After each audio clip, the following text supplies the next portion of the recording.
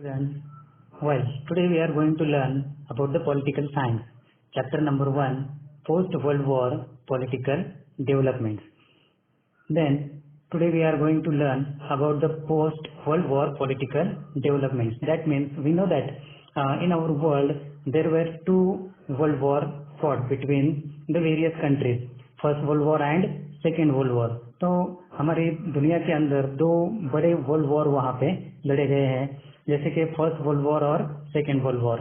After second world war the world tried to become restructure about their political policies, and like that our country was also started making the various policies about the politics. Then today we are going to learn such a type of points in this chapter. Chapter first, post World War political development. Then listen here. Let us revise. In the civics textbook, till now we have studied local self-government institutions, India's constitution, and our political systems or governmental structures. तो हमने अब तक की civics के book के अंदर क्या क्या पढ़ा? तो हमने पढ़ा है कि जो लोकल सेल्फ गवर्नमेंट है उसके बारे में, लोकल सेल्फ गवर्नमेंट इंस्टीट्यूशंस के बारे में, जो ग्राम पंचायत, कॉरपोरेशन, इस तरह की जो चीज़ें उसके बारे में हमने पढ़ा. इंडिया कॉन्स्टिट्यूशन के बारे में पढ़ा.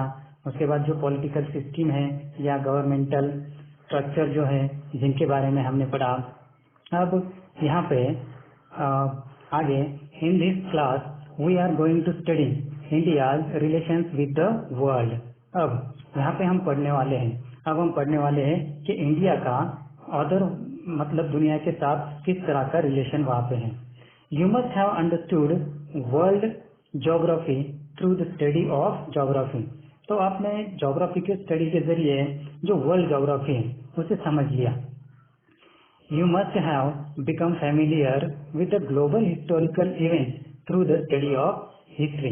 तो आपने हिस्ट्री की स्टडी के जरिए जो ग्लोबल हिस्टोरिकल इवेंट्स है उसे आपने पढ़ लिया. Now through the study of political science we are going to study India's relation with the world and some major global issues. तो अब इस पॉलिटिकल साइंस के जरिए हम यहाँ पे पढ़ने वाले हैं कि हमारी इंडिया का अदर कंट्रीज के साथ किस तरह का रिश्ता वहाँ पे रहा, किस तरह के रिलेशंस वहाँ पे बने, और जो अदर मेजर ऐसे ग्लोबल इश्यूज है जिनके बारे में हम यहाँ पे पढ़ने जा रहे हैं. Then we are dependent on different persons, institutions and organisations in the society for different reasons and for different facilities.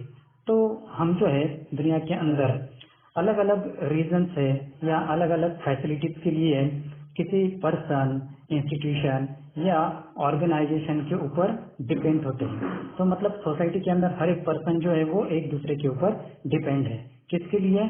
तो जो भी सारे मतलब फैसिलिटीज उसे चाहिए या अलग अलग तरह के जो कुछ रीजन्स होते हैं उसके लिए हर एक जो पर्सन है वो एक दूसरे के ऊपर डिपेंड है. Our social life is interdependent in and mutual cooperation has a very important place in it. तो हमारी जो लाइफ है वो म्यूचुअल कोऑपरेशन, जिसमें म्यूचुअल कोऑपरेशन जो है वो बहुत ही जरूरी है. मतलब एक दूसरे का सहारा लेना या एक दूसरे की मदद से कुछ काम करना, ये बहुत ही जरूरी है हमारी सोसाइटी के अंदर, हमारी लाइफ के अंदर. तो just as it is a true about individuals and society, it's applies to different nation as well. जिस तरह से हमारी लाइफ के अंदर मतलब किसी इंडिविजुअल पर्सन की लाइफ के अंदर वो दूसरे किसी ऑर्गेनाइजेशन के ऊपर या पर्सन के ऊपर वहाँ पे डिपेंड होता है किसी फैसिलिटीज के लिए या अपनी जरूरतों के लिए, उसी तरह से जो नेशंस होते हैं वो भी दूसरे नेशंस के ऊपर डिपेंड होते हैं, दूसरों के ऊपर डिपेंड होते हैं उनकी जरूरतों के लिए और अलग अलग फैसिलिटीज के लिए. There are many independent nations in the world like India. Some exchange and interactions goes on between them constantly. तो कुछ इंडिपेंडेंट ऐसे ऐसे नेशन है इंडिया जैसे। अब देखो इंडिया एक इंडिपेंडेंट नेशन हुआ है। इंडिपेंडेंट किस बारे में है?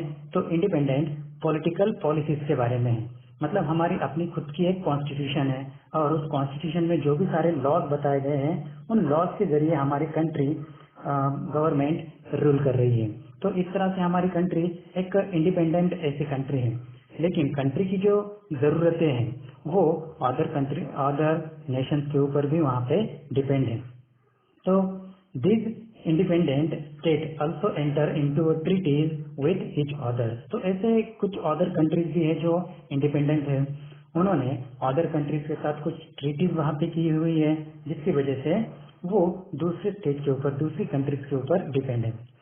A system of all these independent sovereign state comes up. So, a system of all these independent sovereign state comes up. तो इस तरह के सिस्टम की वजह से कुछ sovereign state आगे बढ़कर आए हुए। sovereign इस वर्ड का मतलब क्या है पता आपको? sovereign। तो ये जो वर्ड है जिसका मीनिंग है कि फ्री फ्रॉम एक्सटर्नल पावर। तो एक्सटर्नल पावर से फ्री रहना जो इसका मीनिंग वहाँ पे बनता है, दैट मीन्स सॉवेन। तो हमारी कंट्री भी एक सॉवेन कंट्री है। हमारी कंट्री मतलब किसी भी तरह के, ये जो वर्ड है सॉवेन, तो हमारी कंट्री ये जो है वो किसी भी तरह से पॉलिटिक्स के बारे में है ना, या गवर्नमेंट किस तरह से चलानी है जिसके बारे में दूसरी कंट्री के ऊपर डिपेंड नहीं है। मतलब हमारी कंट्री सॉवेन कंट्री। तो इसी तरह से सॉवेन स्टेट जो उभर कर आते हैं। Then with which other we call it international system. तो इसी तरह की जो सिस्टम है उसे हम इंटरनेशनल सिस्टम कहते हैं। Let us get to know about features of this international system. तो इसी तरह की जो इंटरनेशनल सिस्टम है उसके कुछ फीचर्स के बारे में हम यहाँ पे जानकारी लेने वाले हैं। तो जिसमें सबसे पहले जो पॉइंट है इंटरडिपेंडेंस, इसे हम समझने वाले हैं। Interdependence. Then now listen carefully. All the countries of the world are depend on each other for one reason और द अदर। तो किसी एक या उसके अलावा दूसरे रीजन के लिए हर एक जो कंट्री है वर्ल्ड के अंदर वो एक दूसरे के ऊपर निर्भर है, डिपेंड है ना। However, big prosperous or developed a nation, maybe it can never be self-sufficient about all its needs. तो मतलब पूरी दुनिया के अंदर जो बड़े बड़े कंट्रीज हैं, जो मतलब फुल स्ट्रांग ऐसे कंट्रीज है, वो डेवलप हो चुके हैं या बहुत ही ज्यादा प्रॉस्परस ऐसे कंट्रीज हैं, रिच ऐसे कंट्रीज हैं, वो भी सेल्फ सफिशिएंट नहीं है।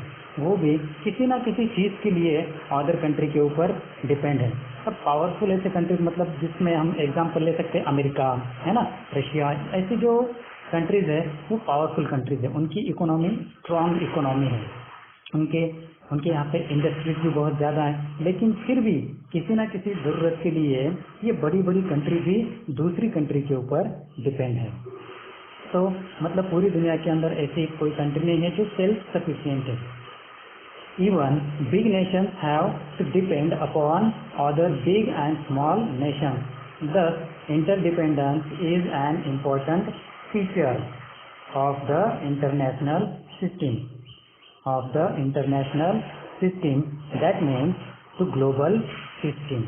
That means today's global system. तो मतलब हर एक कंट्री एक दूसरे के ऊपर डिपेंड है ना। तो ये एक इम्पोर्टेंट फीचर हर एक कंट्री के बारे में वहाँ पे बताया जाता है।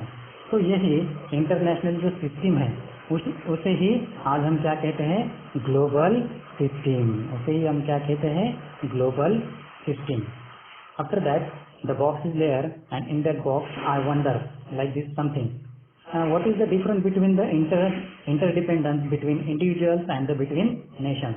तो इंडिविजुअल और नेशन के इंटरडिपेंडेंस के बारे में वहाँ पे डिफरेंस बताना है। Is there such a division like rich countries and poor countries.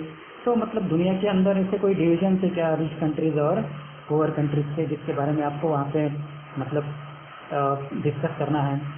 Just as a country is governed by a constitution, is there some kind of a constitution at the global level? जिस तरह से कोई एक country जो है वो अपने constitution से वहाँ पे चलती है ना। कॉन्स्टिट्यूशन पता है ना, मतलब गवर्नमेंट किस तरह से रूल करेगा, गवर्नमेंट के रूल किस तरह से रहेंगे, है ना, जिसके अंदर लॉज किस तरह से रहेंगे, उसकी एक बुक बनाई जाती है और उन लॉज रूल्स के अनुसार कंट्री रन करती है। तो इसी तरह से कंट्री की एक कॉन्स्टिट्यूशन वहाँ पे होती है। तो ग्लोबल लेवल पे भी ऐसा कोई कॉन्स्टिट्यूशन है क्या, जिसके बारे में आपको जानकारी इकट्ठा करनी है।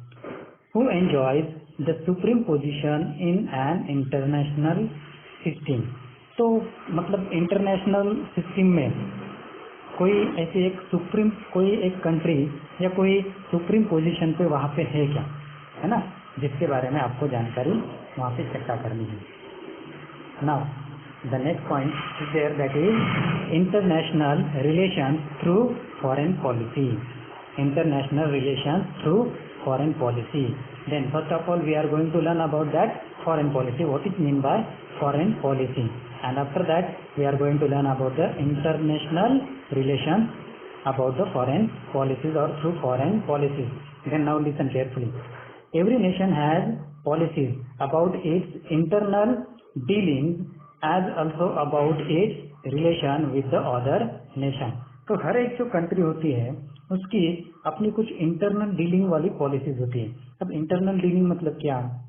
तो कंट्री के अंदर बहुत से सारे स्टेट हैं, है ना, और स्टेट के अंदर वहाँ पे कुछ ट्रेडिंग वहाँ पे चलती है ना, या कंट्री के अंदर चलने वाली जो ट्रेडिंग है उसकी डीलिंग वहाँ पे किस तरह से होगी, या जो भी पॉलिटिकल पॉलिसीज है वो किस तरह से रहेंगे, वो सारी जो डीलिंग है कंट्री के अंदर की, जो भी सारी डीलिंग है वो इंटरनल डीलिंग। और उसी तरह से as also about the relation with the other nation.